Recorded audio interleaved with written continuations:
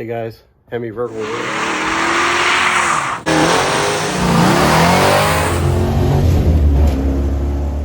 Alright guys, Hemi Vertical here.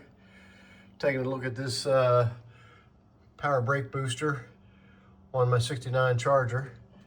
From what I understand, they either had the Bendix or they had a Midland Ross. They had the front disc brake power brake booster, and they had the drum front brake power booster. This one here would be the drum type brake booster and master cylinder. And it's kind of unusual trying to figure out which was which, but I'm pretty sure that my car came from the factory with the Midland Ross brake booster on it and not the Bendix. So what I'm going to do is I'm going to pull this thing out of here, and we're going to send it to the Ram Man to have it rebuilt. Now that particular master cylinder on there might be the right master cylinder, but it's definitely the incorrect cap. From the factory, this one had the cap with the little fancy hold down bracket on top of it. So I'm gonna make a change on that master cylinder. I'll probably just get a new one or a rebuilt one to replace that particular one there. But one thing that I just looked at because I thought it was going to be an issue, but evidently this has been off of the car before, because that top left-hand bolt, there's 4 bolts that go through the firewall, kind of like the bolts right there through the master cylinder. That top left-hand bolt inside the car is almost unreachable unless you pull a bunch of crap out of the way.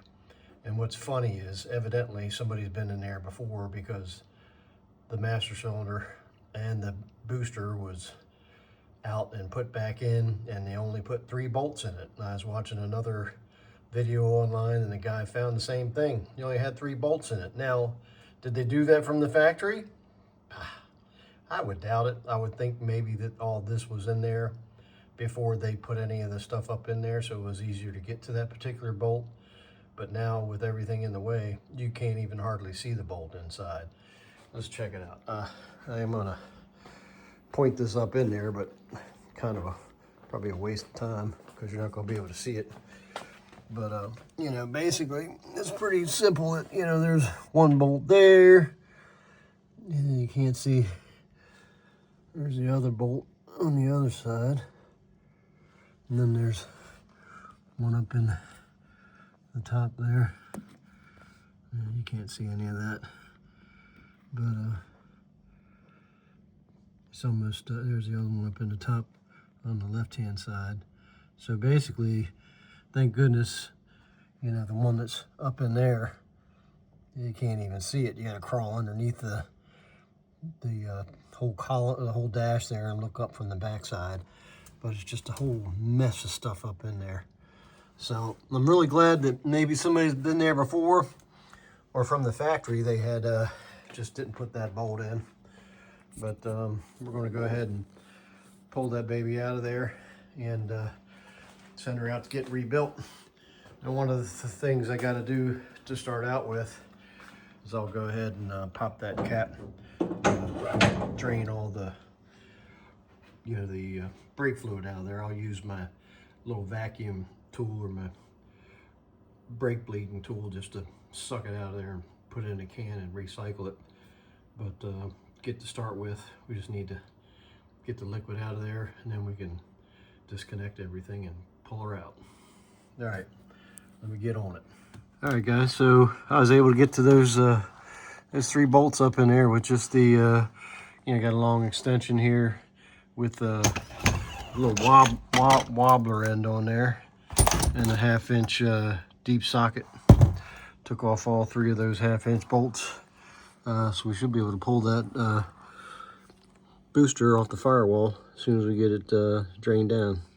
So I just used a couple of little hoses on the vacuum pump here and hose down in there and just suck them dry. That way I'm not leaking fluid all over the place when I disconnect these 2 lines off the side of the master cylinder.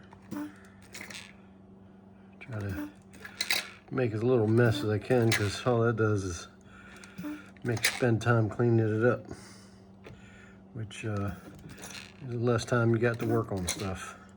I don't know about you, but I ain't got nothing but time. Unfortunately, I'm still got a day job. It'd be fun to be retired and just work on your car all the time. I don't know how to act.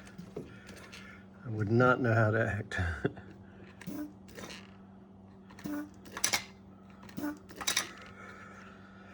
That should be low enough. If I'll throw a rag down underneath there, we might still get some out of those lines once we disconnect them, but it's all right.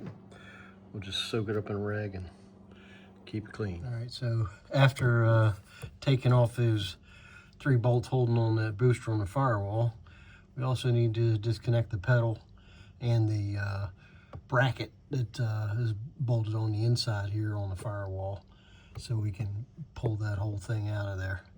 So this looks like it's all wrench work. I don't know that I want to get any sockets or anything up in there, but gonna be tight.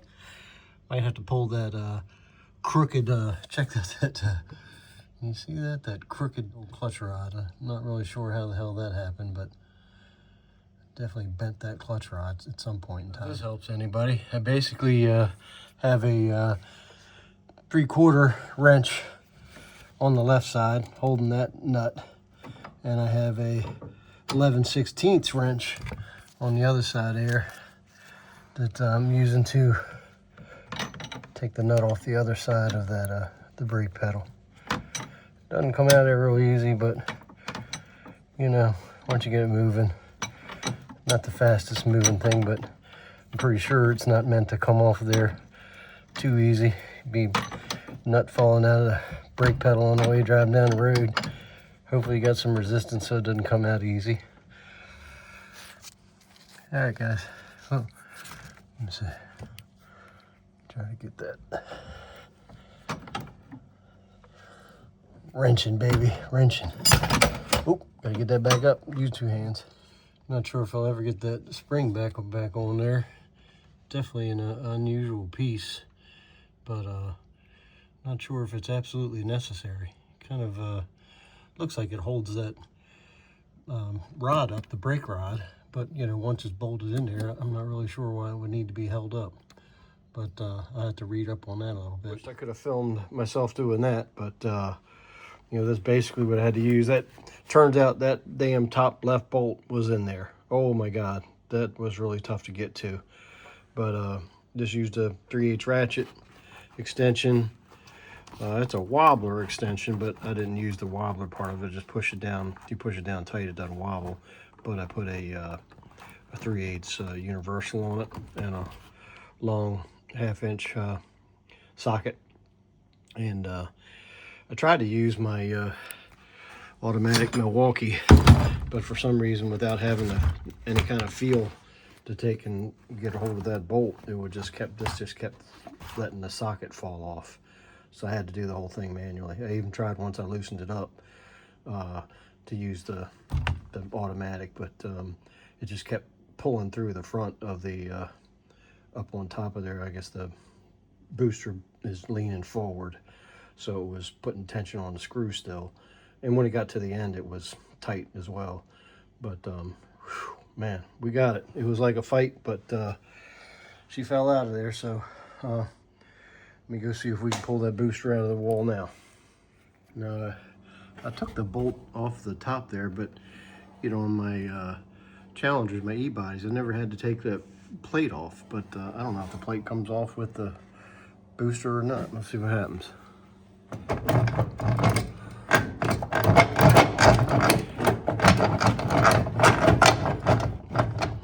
It looks like the whole plate is going to come with it, so I have to use both hands and play with that up top. Maybe get a screwdriver behind there and help pull that off. But it looks like the whole plate comes with it, so we'll keep working at it and we'll get her off of there. What a fight. Holy smokes. Damn thing is tough. Alright, so got all them bolts off from the inside there, and we just kind of wiggled her out of there, out of the firewall. Got her set over here on the bench. We'll go ahead and pull this master cylinder off of there. We'll pull her out of there with that little bit of linkage and stuff on it. A lot easier to get to that linkage outside of here than it is inside there with all those brackets and everything laying around. But, you know, certainly hard to tell, but if you ask me, that may be the original piece right there. You look at that firewall, it's pretty daggone pretty. Hard to tell if anything's been messed with. But, yeah, that's my guess. My guess is that's the original, oops, come on out of there. That is the original power booster.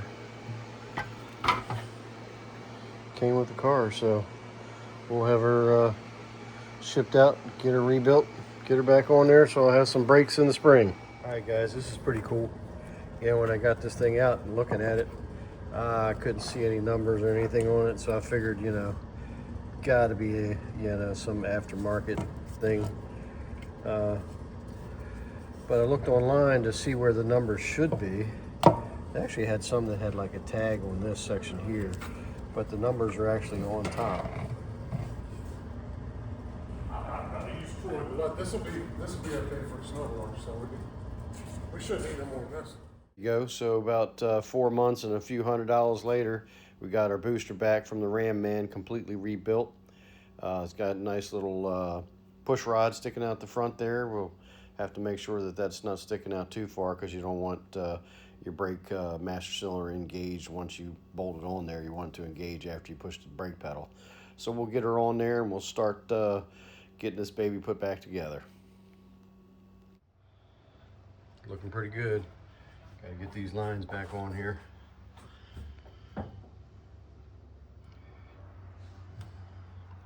Basically, you know, we just put the plate on the back of the booster there and we slid the booster in through the 4 holes in the firewall. And then of course underneath it there, it's kind of tough to get to.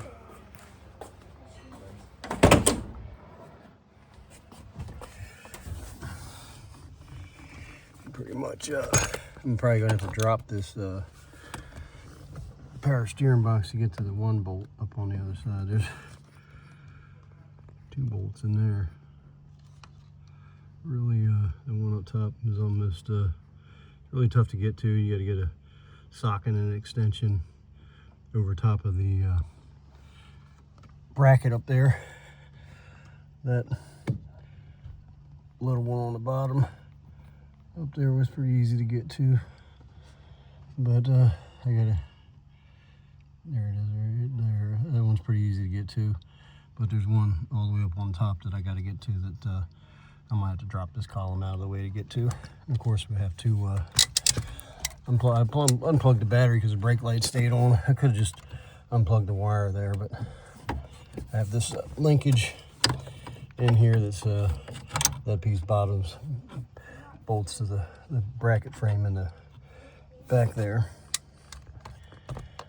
You can see that piece of frame bracket back here. This bolts to, and of course this section comes up here and bolts up here to the brake pedal and pushes on the brake light switch. So we'll get that hooked up in a little bit. That's probably that bolt's the hardest part up on the top of the right side. These two over on this side weren't too bad at all. So we'll get them hooked up and then we'll go ahead and bleed the new master cylinder, and we'll get the brake lines back on, and we'll go ahead and bleed the brakes. All right, guys. So we got the old bleeder in there for both of the front and the rear brake cylinders. Just a tube basically stuck in the outlet, and pump the brakes until we didn't see any more bubbles coming up through there. And of course we pushed it all the way to the floor to make sure that we're clearing out the entire master cylinder, any air that's in there that's stuck.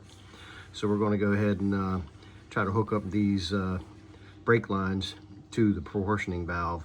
We'll take them out, these things out of there one at a time, so we're not dripping fluid all over the place, and then we'll let them drip down into the lines, fill the lines up, and then hook the proportioning valve up, and that way we won't have a whole pile of air in there to get out once we bleed the brakes. All right, fellas. Well, that's a wrap. Basically, you know, I just went ahead and got my lines down there to the proportioning valve and tied them into the side of the master cylinder after we bled the master cylinder. And then I went under and I did the old style bleeding the brakes, had somebody pump them while I open up the brake bleeders and get all the air out of the system. Took it for a test ride, runs pretty good.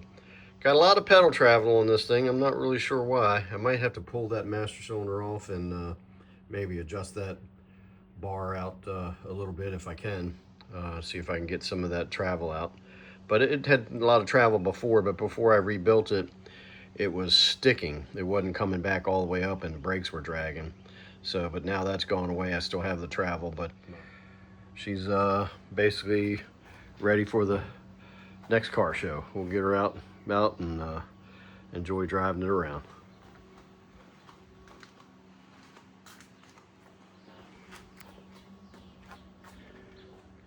All right, guys, if you learned anything on this one or it helped you out, don't forget to like and subscribe, and we'll see you on the next one.